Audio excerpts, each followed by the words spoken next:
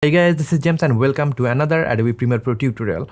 Today I'm going to show you how you can solve the issue, which is if you just click and drag a video clip on your timeline, the video is not importing or the audio is not importing, and I believe most of the user of Adobe Premiere Pro have faced this issue. So what is the problem actually? Let's find it out.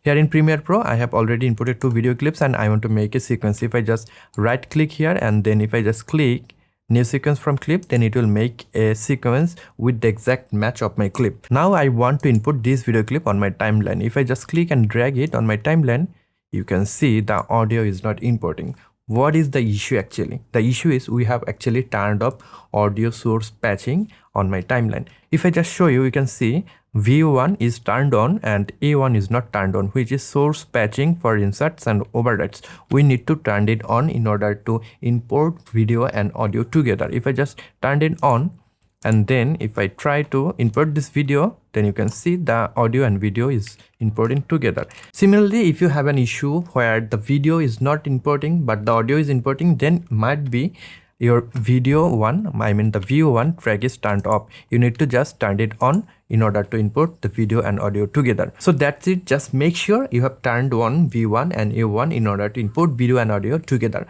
That's all for today. I hope you have enjoyed this video. If you have enjoyed this video and learned something new from this one, then you can give me a thumbs up. And if you're new to this channel and want to learn Adobe Premiere Pro or video editing, then you can subscribe to this channel to get more video just like this one. I'll catch you guys on the next one. Until then, goodbye.